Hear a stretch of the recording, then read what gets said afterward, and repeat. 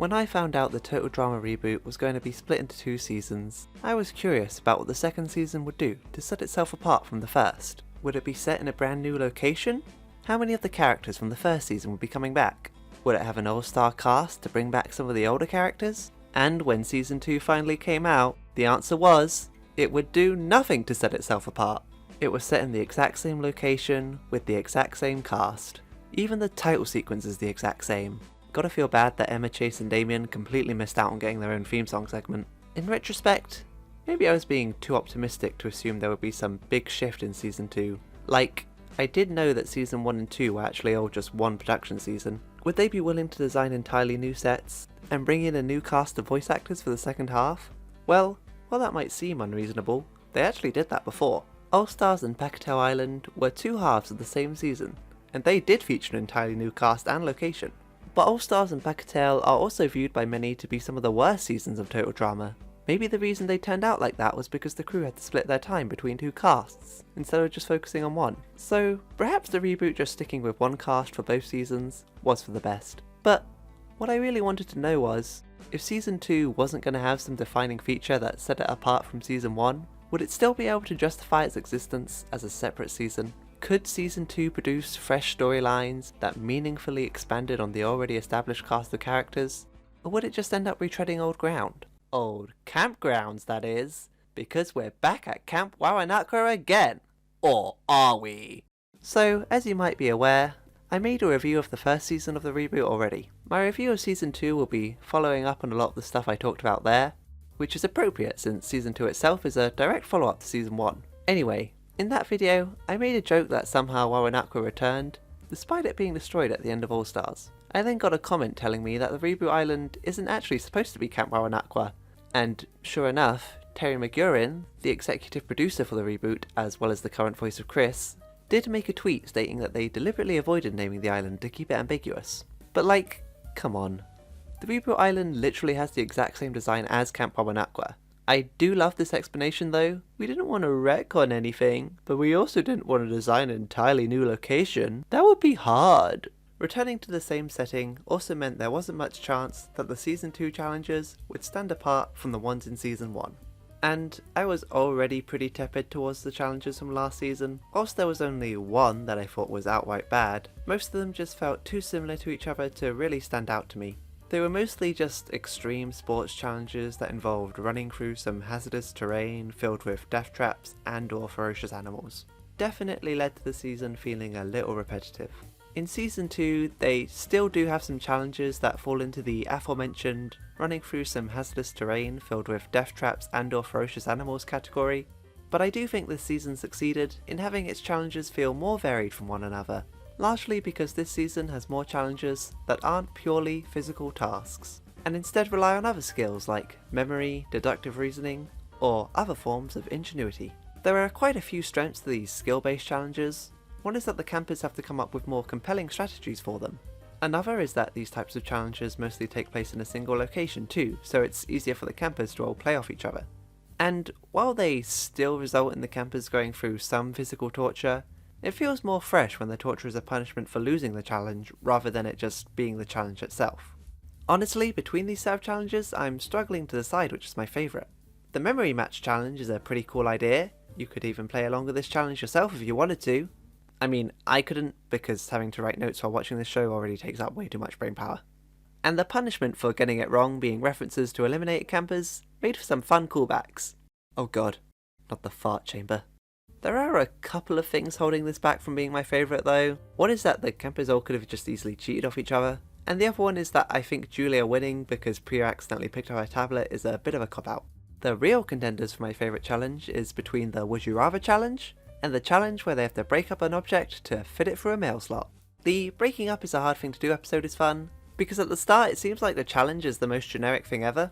Like, what even is find the biggest thing you can and bring it back here? But then they turn it around by revealing they have to fit the whole thing through a door slot, in what is one of the most weirdly specific ideas for a challenge ever. And then it's just fun seeing the different silly ways the characters go about trying to break up their object. Poor Chef sure has bad luck with his cars though. I guess this would count as a more physical task, but hey, as long as it's not another race across the island challenge, that's fine with me. And then the Would You Rather challenge is entertaining because it's interesting to see how the campers would respond to these different hypotheticals, as well as see the resulting discussion about them. There are two moments from this episode I have to point out. The first one is where Nichelle shouts out what she thinks is the answer when it's the opposite team's turn. Like, why did she do that? She might have helped them win a point. And the second thing I need to point out is that Z is totally right. Eating poop that tastes like popcorn would be way nicer than eating popcorn that tastes like poop. I might need to get my stomach pumped after, but at least it would taste great. Oh, and if you're watching a movie while you eat it, you wouldn't even notice you're eating poop. An appropriately shitty movie. Although, that is assuming the poop smells like popcorn too. Okay, I'm getting too sidetracked by this. But you see what I mean about it leading to an interesting discussion? I don't want to completely give the physical challenges the short end of the stick though, because Season 2 does have some fun ones. The ice challenge is pretty cool, pun partially intended. It is an obstacle course challenge, as well as being a bring a MacGuffin to Chris challenge, which I felt was some of the more overused challenge types in Season 1, but it being set in ice does help it to stand apart a little.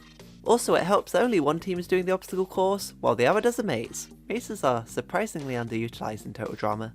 I quite liked that police dog challenge too. I think it just has a more unique rule set compared to other dangerous animal challenges, with each camper getting their own assigned attack dog, and them having 3 chances to escape so they can come up with multiple strategies.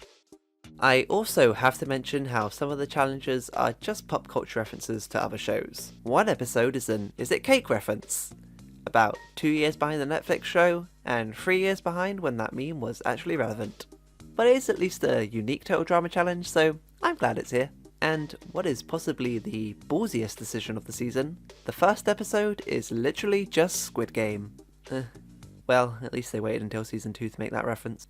I was gonna point out how the Squid Game parody was also dated, but the real life version did just come out like a month before Season 2 did, so I guess that was some serendipitous timing. And apparently that show tortured their contestants almost as much as Total Drama does. There are a couple of challenges from this season that I think were duds. The race across the island in episode 3 was pretty generic, and the slide episode was pretty boring too.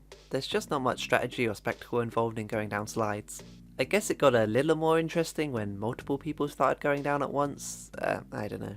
But I can at least confirm that there is nothing in Season 2 that approaches farting raptors level of terrible.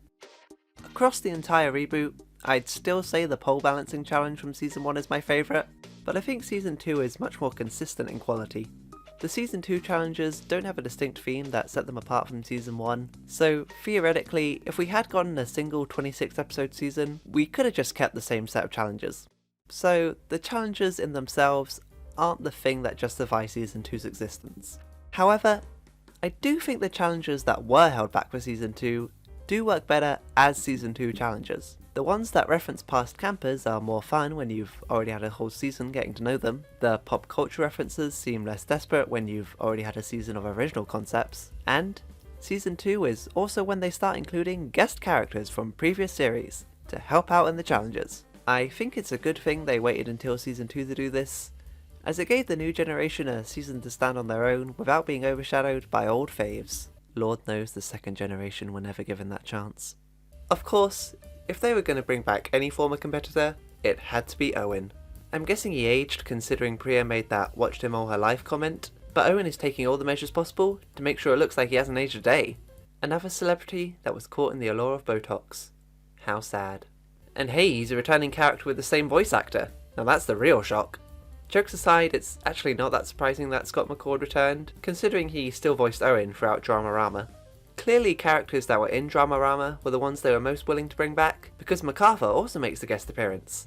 I was super happy to see her though. It was nice that it wasn't just the Gen 1 cast getting all the love. This was also the first time she met Chris, and watching them bond over their sociopathic love of torture was cute. Also, MacArthur's name is a combination of the 2 different aliases she used in the Redonkulous race, which is a nice callback.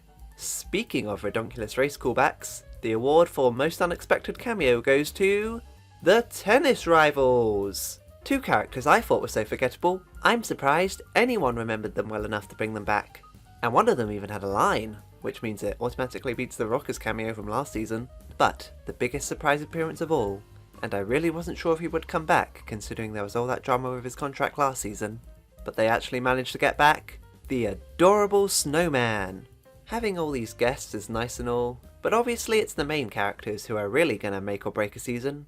Starting off with our host, Chris is still the same old vain sociopath. He is a little more involved in the campus storyline this time compared to last season, as MK stealing his hairdryer to cheat causes him to have a vendetta against her. I love that he didn't even care about the actual cheating and was only mad when it affected him personally. Very in character. That's basically it for him having his own storyline though. The rest of the time he's just indulging in the campus misery as usual. My favourite Chris moment was when he put 3 extra marshmallows on a plate just so he could throw them at Priya. Way to kick her while she's down. As for Chef, in my previous video, I lamented how the reboot had softened him into more of a voice of reason character, genuinely caring about the campers' well-being instead of being gruff with them like he was in the original show. And while season 2 still portrays him as being more rational than Chris, with him being more concerned with the rules and stuff, it does also bring back some of Chef's original edge. He doesn't care as much for the contestants' personal safety, shown by him doing things like actively betting against the campers surviving and groaning when they do. He's also more stern, coming down even harder on the campers during the elimination ceremony. Bowie. I know. I'm saying it anyway! Overall, I like this direction they've gone with Chef, balancing both the calmer and harsher aspects of his personality. It feels like a best of both worlds scenario. As for the campers themselves, it's a clear goal of season 2 to try and flesh them all out even more, especially the ones who left early in season 1. This is made apparent in the first episode where most of them just state what got them eliminated last season and address how they're going to work on it this season.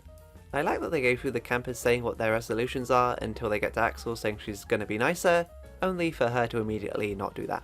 If you take both seasons together, most of the campers do feel like they were given adequate time to shine. I think the reboot is more even handled with its characters than the original was with the first generation cast.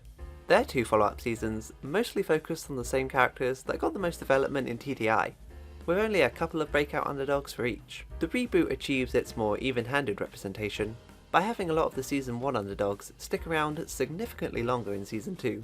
This naturally leads to more of the previously domineering characters to fall from grace and leave much earlier, and we even have some characters who stay around for a while in both seasons. There are only 2 characters that feel like they completely lost out, getting the early boot both times. One of those losers was appropriate enough, the person who gets voted out first, Scary Girl, who I'm glad isn't real because I'm worried about how she would react to me calling her a loser. I liked Scary Girl well enough in season 1, she had a few funny moments before her elimination, but she wasn't a character that I felt could be developed much more. Usually the characters are developed through their relationships, and Scary Girl just wasn't a character who could form much of a relationship with others, other than them just being scared of her. And I thought that her scary shtick would just grow tired if she stayed around much longer. Having her actually try to be nice in the second season was a good way to keep the character fresh. And it was funny that even when she was trying to be nice she was still just referred to as Scary Girl.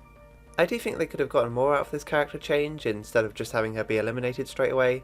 But like I already said, she didn't feel like a character that had much hidden depths, so I wasn't that disappointed when she left early twice in a row.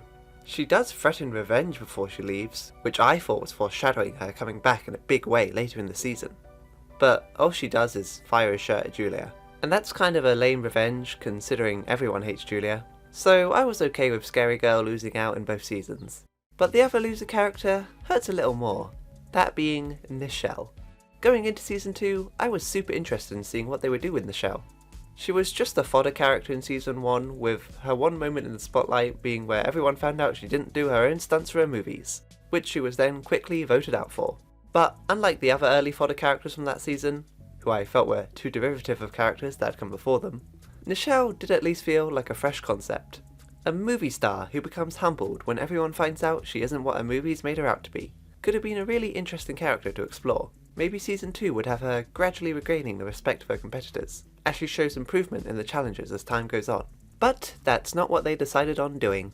Instead, Nichelle got cancelled and became a super amazing action star between seasons in response. So Nichelle is just super good at every challenge from the get-go. I find this a little boring because there are already several other characters who are just super amazingly athletic at everything, so Nichelle isn't really doing anything that stands apart from them. But also those other characters have storylines outside of them just being really good at the challenges, which Nichelle doesn't. So I wasn't that surprised when she ended up leaving early this season as well.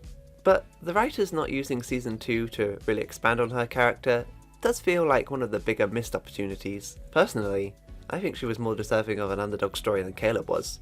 Also, whenever she pulls off a cool stunt, she makes a quip like, "The dumb actor was right again!" Like people were wrong for underestimating her. But The only reason people underestimated her in the first place was because she hid the fact she didn't do her own stunts. People were in awe of her before that. Honestly, I don't understand why someone who's already a movie star would compete in Total Drama in the first place. Total Drama is for teenagers who want to become famous. It makes sense that influencers will want to compete in it to try and expand their brand. But if you're already a famous movie star, wouldn't competing in something as demeaning as Total Drama just lower your credibility? And it's not like you need the money. But I guess competing on Total Drama did ruin Nichelle's credibility anyway. So that's my advice to any celebrity who wants to compete in Total Drama. Don't do that.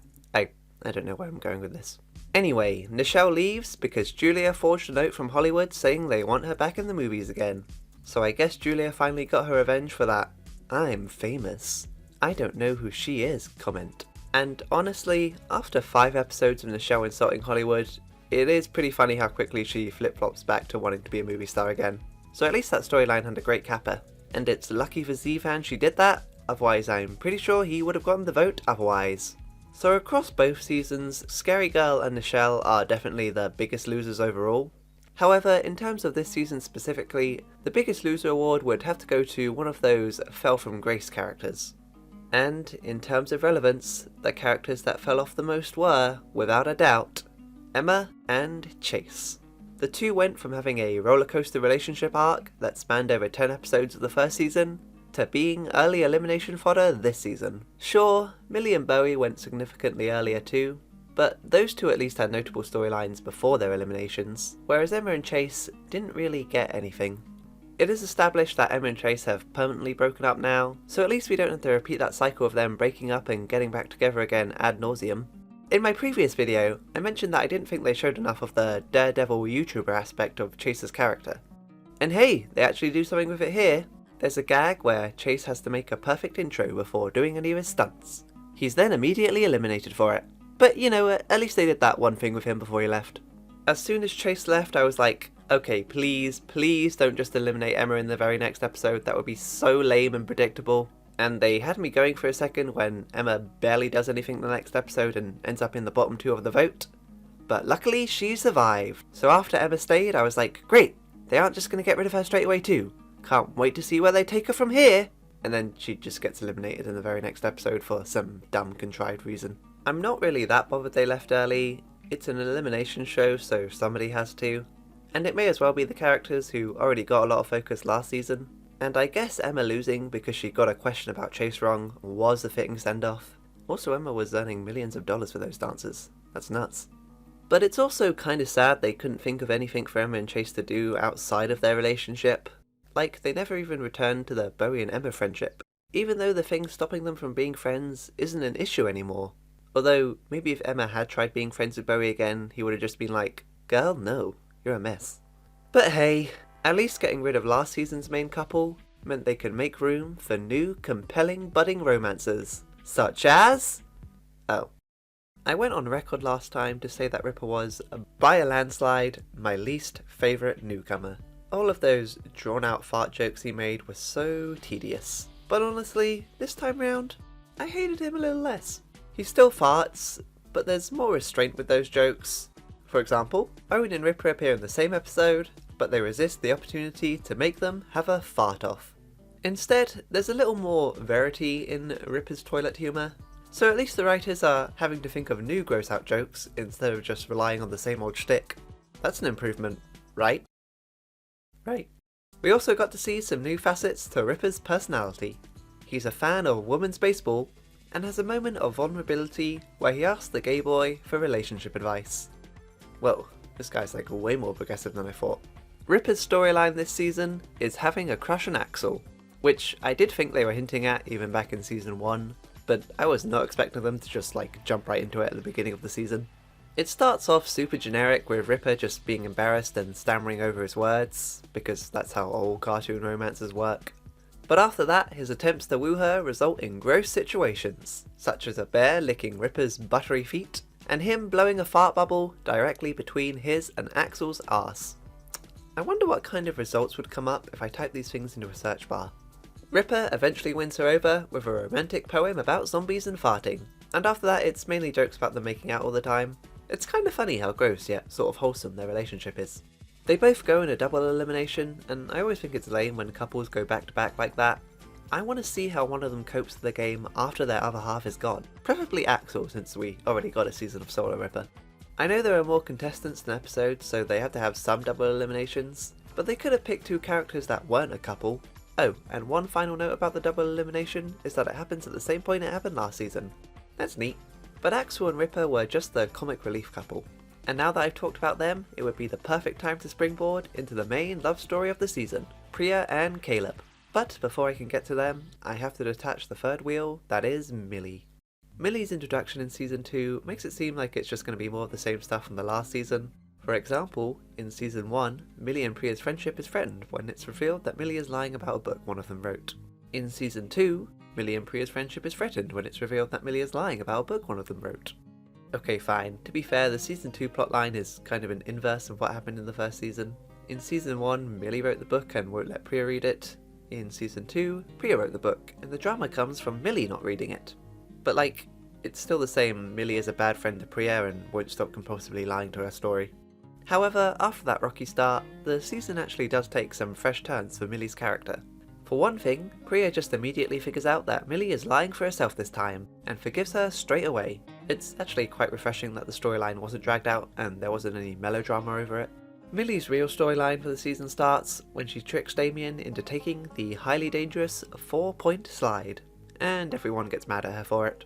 This was also pretty refreshing because I feel like competitors torturing their teammates isn't called out as long as they win. Like in the show, they compare what Millie did to Ripper using Priya as a human shield last season, but only like half of them seem to even care that he did that at the time, and he did not get voted out for it. There's a few other things I like about this plotline too. Firstly, I'm actually starting to find it funny how often Millie will do selfish things and then try to rationalise it. Damien being the person Millie tricked was a good choice, since them being friends has already been established in Season 1, so the two of them falling out is more meaningful than if it had been someone else. And I like Priya's role as Millie's supportive friend who is able to see the best in her despite it all. This storyline is also resolved fairly quickly, after Millie gives an apologetic speech to Damien. It's nowhere near as moving as the speech she gave in the Season 1 finale, but this also isn't the finale, so it really didn't have to be.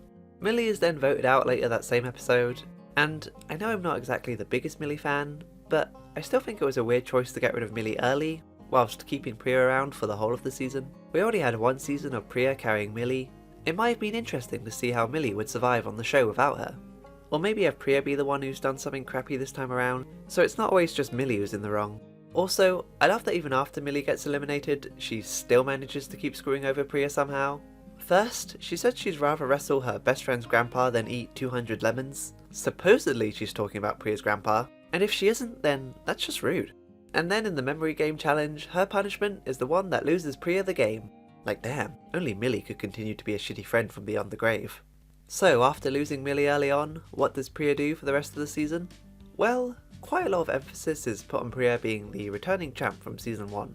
And I really mean champion, because the reboot stopped doing the alternate endings that the original run did. For the previous series of Total Drama, there would always be 2 alternate endings, one where each finalist wins.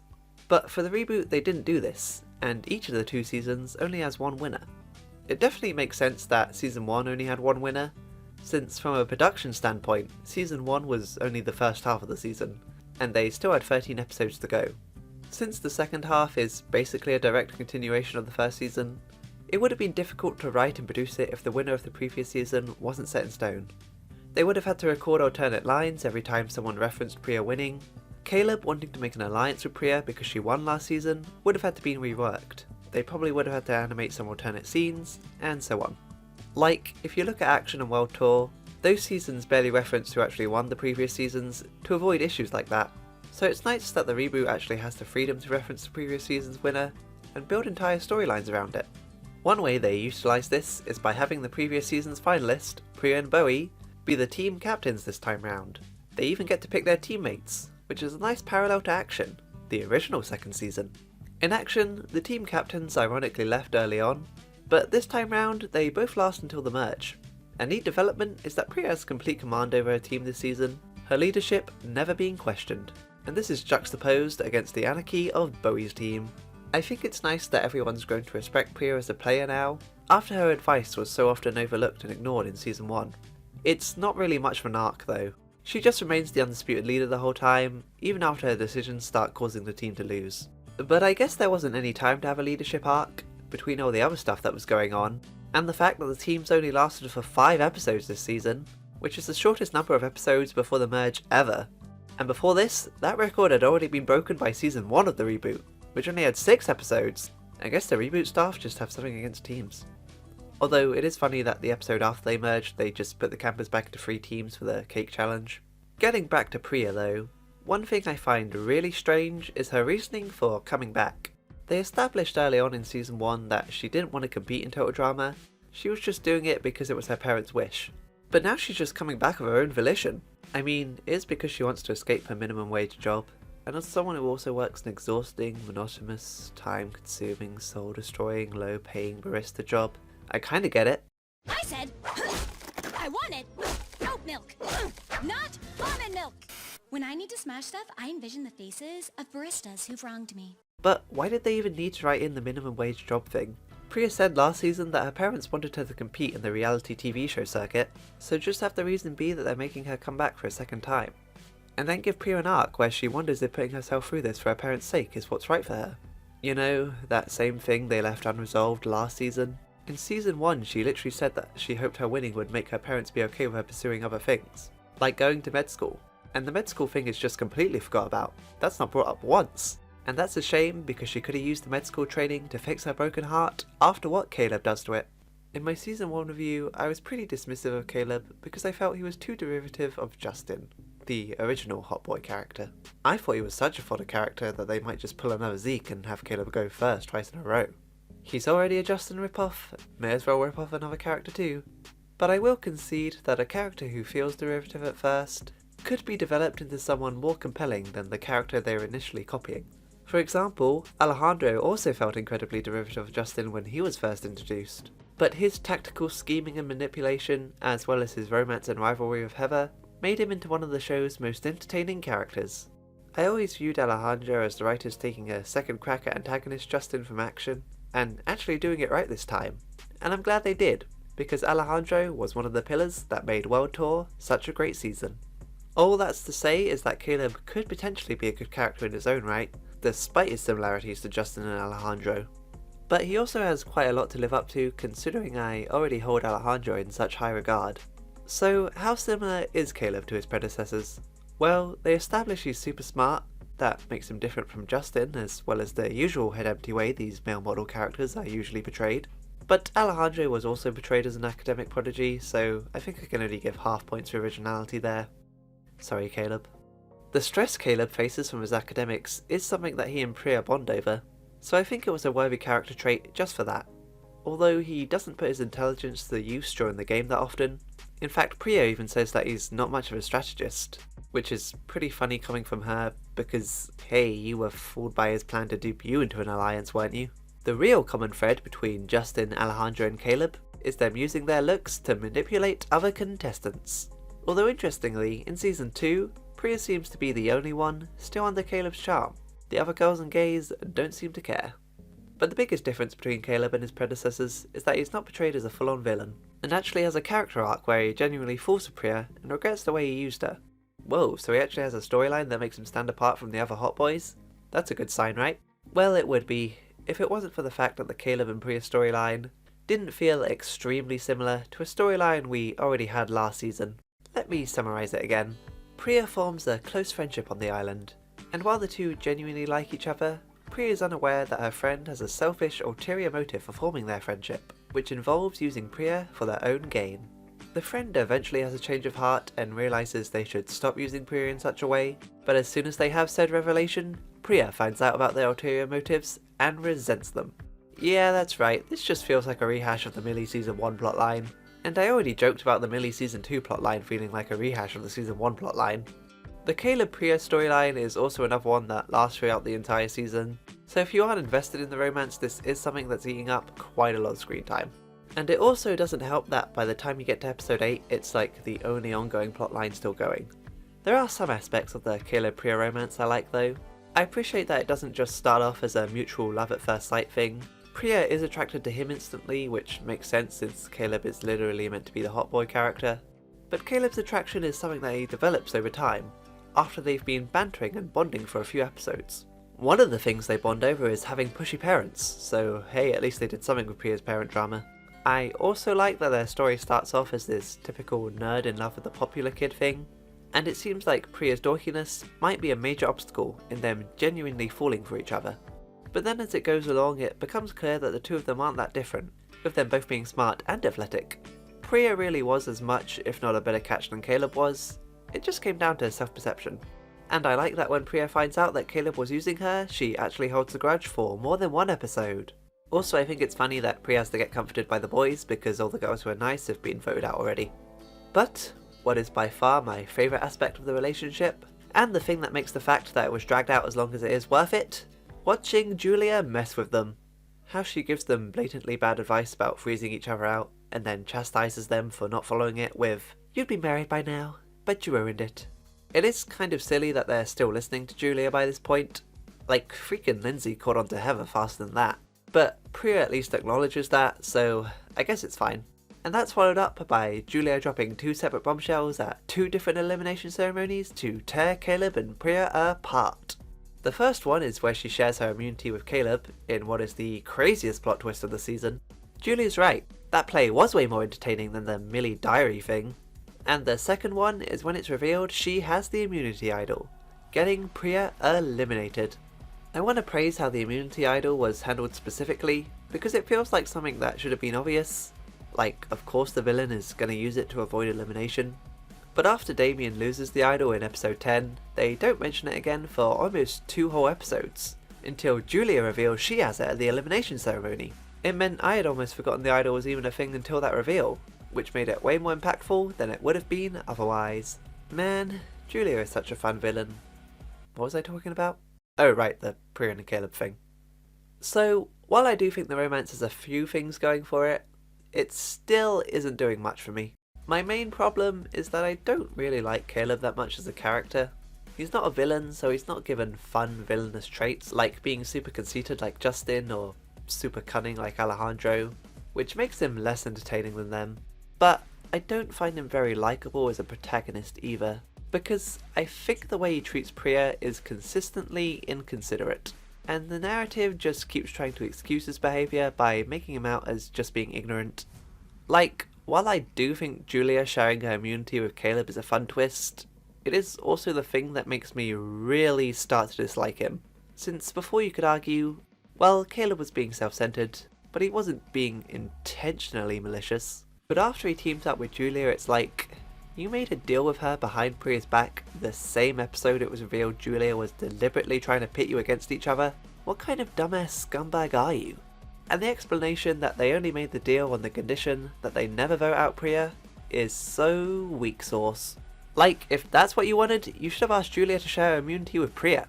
But the main reason I dislike this development is that from this point on it just evolves into the cycle of Caleb doing these things that betray Priya's trust, and then her repeatedly forgiving him for it.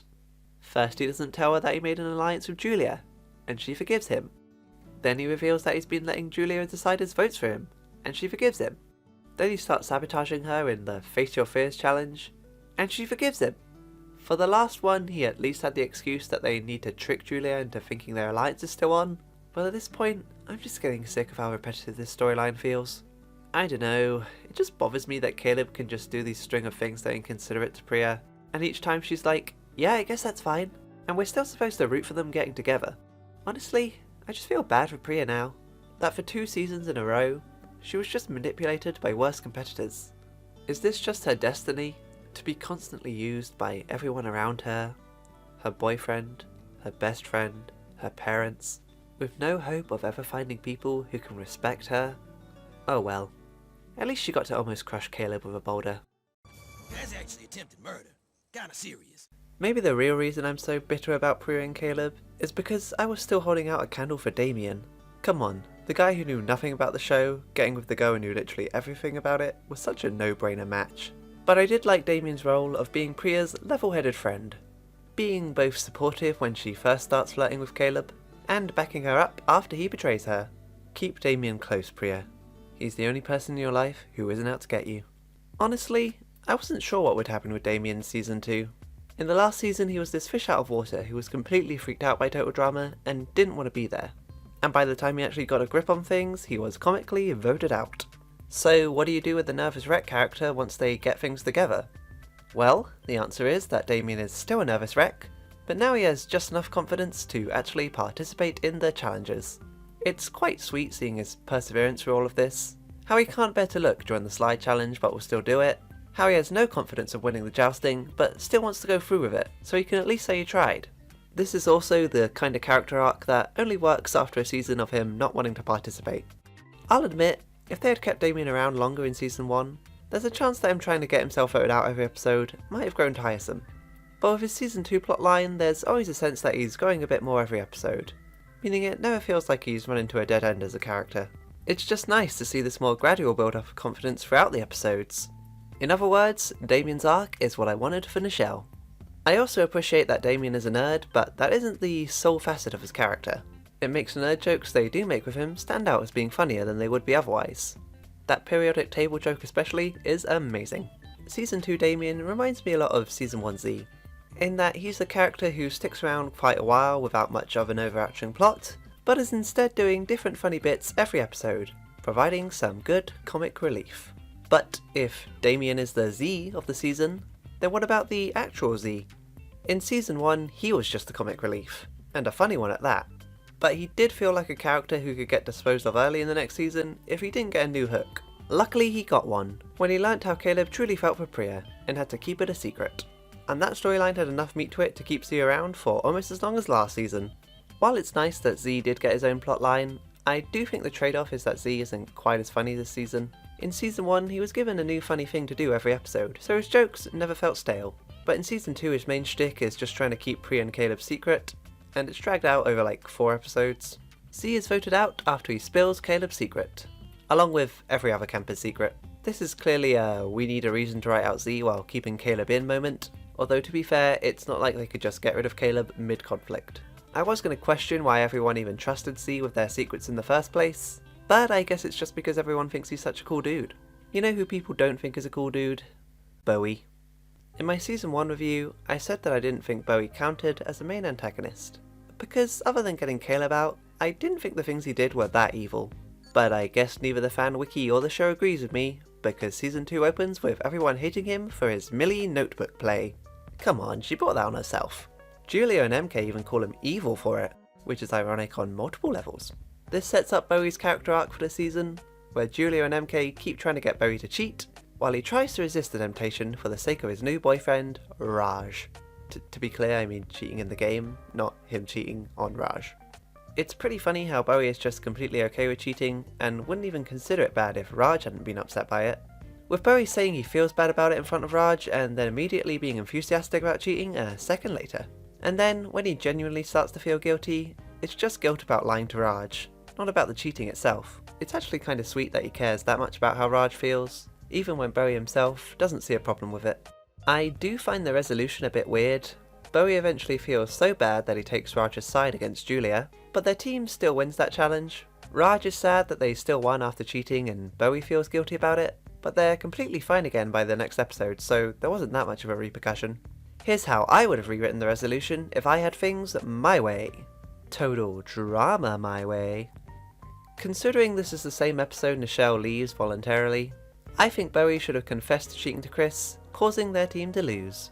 But it makes Raj happy that they finally came clean. And then, at the elimination ceremony, Nichelle still comes along and announces she's leaving for Hollywood, so no one from Skunk-Butt goes, and the elimination order would remain the same.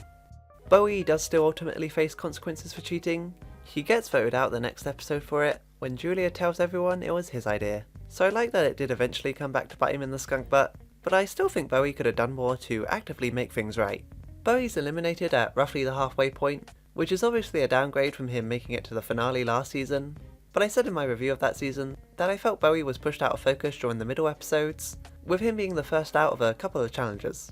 But this time round he plays a major role in every episode up until his elimination, so I think it's a worthy trade-off. The main reason I like this cheating storyline though, is because it establishes a really compelling team dynamic between the skunk-butts. Julia and MK are the shit stirrers, the hockey bros want to play fair, and Bowie is caught in the middle. And then Ripper is just off doing fart antics or whatever, but who cares about him really? But actually, even he gets involved when he takes Julia and MK's side. It's cool that this one storyline utilised every member of the team, so I got a sense of how they all played off one another. I also like that this team drama isn't just a we need to vote the annoying person out storyline, but it's actually them coming up with a strategy that would keep them all in the game, and then clashing over whether or not it's the right thing to do. This leads to the skunk-Butts having a much stronger team dynamic than the rat faces, whose only team drama is Millie sucks, and she's the first person on the team to go. I think the problem with the rat faces is that their team is mostly just the nice characters, so there's not really anyone to stir the pot there. Now, if you want characters that know how to cause drama, let's talk about one of the show's most sussy campers. Bowie's words, not mine. Those two are so sus. I didn't really care that much for MK in season 1. I just found her sarcastic quips more annoying than funny. In fact, she was the only camper who I didn't mention by name at all in my first review.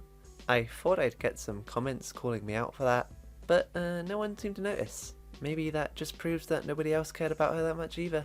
But season 2 really turned my opinion on MK around by giving her a more prominent role with some better storylines. She was even the one who kicked off the cheating plotline, which was both funny, shout out to MK's terrible disguise, and clever. Like that hot sign idea was just genuinely really smart. I appreciate that MK's talent is her cunning. So many of the campers are just good because they're ridiculously athletic, and it gets a bit boring when they're all like that. MK on the other hand is not athletic at all, and has to rely entirely on her smarts, which helps to set her apart from the others. One of the nicest surprises this season was the Julia and MK friendship. And I really mean surprise, because the last time we saw them, they were at each other's throats trying to get each other eliminated. It was pretty weird to see them just instantly become friends without acknowledging that, but once I got over it, Julia and MK quickly became one of the most fun friendships on the show. The two act as joint antagonists, and just keep encouraging and praising each other for the messed up things they do, which is wholesome in its own kind of way. I think this is the first villain team up where the villains have a healthy relationship with each other, and just completely get along. Like, whenever Al and Heather teamed up, it never lasted because they never trusted each other and would just go behind each other's back to get the win. But Julia and MK manage to stay amicable even when they do things that screw the other one over. Like when they both try to get each other voted out, they don't hold it against each other.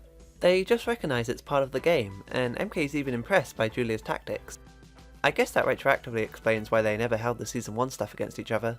This is why I think Julia is a little more than just a Heather clone, because Heather could never have formed a healthy friendship like that. In the episode where MK does get voted out, it's between her and Julia in the bottom 2.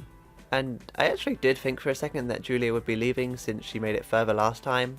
I'm glad Julia stayed though, because, like I said, her messing with Priya and Caleb was the only thing keeping that plotline entertaining for the last few episodes, and I don't think MK could have pulled off those plays quite like Julia. There was even some teasing that Julia and MK could be a romantic pairing.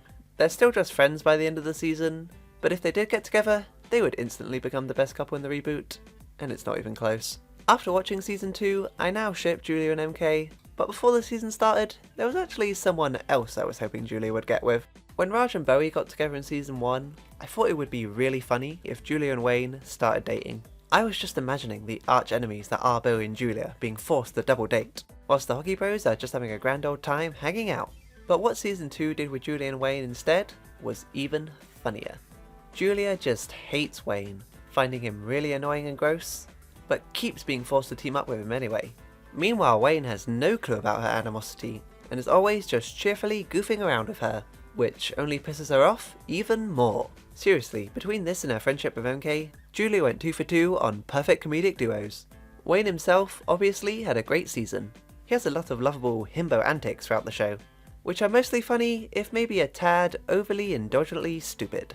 And we get to see him act a bit more independently from Raj. I love that moment where Raj pairs up with Bowie for the canoeing challenge, so Wayne tries to pair up with Damien instead and calls him his number 2, even though the two of them have literally never interacted before.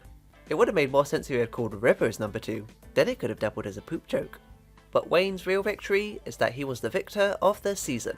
Wayne honestly is one of the more unexpected Total Drama winners, because during those first 6 episodes he doesn't get that much focus. He's upset about the cheating, sure, but he's playing second fiddle to Raj during that drama. Even after Bowie leaves and there's more emphasis on Wayne and Raj as a duo, Out of the two of them, it seems more likely that Raj would be the one to make it to the final, since he's already gotten more focus that season. I don't know if Wayne is a deserving winner. Every episode was basically him fumbling the challenge because he's stupid, to the point where in the finale recap, Chris just lists every stupid thing Wayne did, and then calls him an impressive finalist. Honestly, I think Wayne had a more impressive performance in season 1. He at least led the team to victory in that pirate boat challenge. The season finale itself is also a bit weird, and I'm not just talking about how the confessional turns into a TARDIS. It's weird because normally in the finale there's some ongoing arc that gets resolved, with the final challenge acting as a backdrop for that. For example, the season 1 finale resolved the Priya and Millie fallout. I'd argue that seeing if they could save their friendship was more important than finding out who won. But for the season 2 finale, I kind of feel like all the ongoing arcs had already been resolved. Like, Caleb and Priya's relationship is fine, Julia and MK have some cute wibbings, but their friendship remains more or less the same, and it's not like Wayne had any drama he needed to work through. The only loose thread that's established is the other campers wanting to get revenge on Julia, but it's not like they have much of an arc about it. Like, they start off all hating Julia and she's unapologetic about it, and they end up all hating Julia and she's unapologetic about it. I guess she doesn't win, so the other campers do get their vindication, but that's just a challenge-related storyline anyway. It's not something that was resolved independently of the challenge like Priya and Millie's fallout was. There are a couple of fake-outs where it seems like Julia had a change of heart, but then it's immediately revealed it's just an act. I'm glad Julia didn't suddenly turn nice at the end, she's more fun as a villain character, but they still could have given her more of an arc. Like maybe everyone being against her gives her a sudden crisis of confidence and MK has to give her some motivational speech or something. I think what I'm suggesting might just be what happened at the end of World Tour. So the finale is more of a challenge-focused episode, but I thought the challenge was decently entertaining, so I didn't mind as much. That's high praise coming from me, since this is essentially just another running across the island challenge, which are the ones I'm usually most dismissive of since they end up feeling so similar, but this one has enough unique gimmicks to keep it fresh. I like the twist where the finalists have to pull their own supporters on a wagon, meaning the more popular campers are actually at a disadvantage. And we get to see Bowie and Raj work together and bicker as a couple about helping Wayne, which was cute. The second part of the challenge is a kinda whatever crossing over the gorge thing. We saw something similar in the original TDI season finale. However, it does mean we get to see all the characters congregate in one place, giving a little reprieve from the race itself. Also, I should mention that this is one of the 2 times in season 2 where the Velociraptor from season 1 makes an appearance. Now, considering how critical I was of that episode, you might think I'd hate that, but the one that came back was specifically the one that Julia read for filth, which was by far the funniest aspect of that episode. And the idea that this teenager just has an ongoing feud with a dinosaur is pretty funny. Plus, the raptor finally got its revenge on Julia by giving her a mullet. Wow, Julia sure is struggling to beat the Heather ripoff allegations, huh? And then the final part of the challenge is the best monkey ball minigame. How could you go wrong with that? Actually, it's kinda lame that Caleb and Julia end up falling to the ground so early, so their last part of the challenge is just a boring foot race.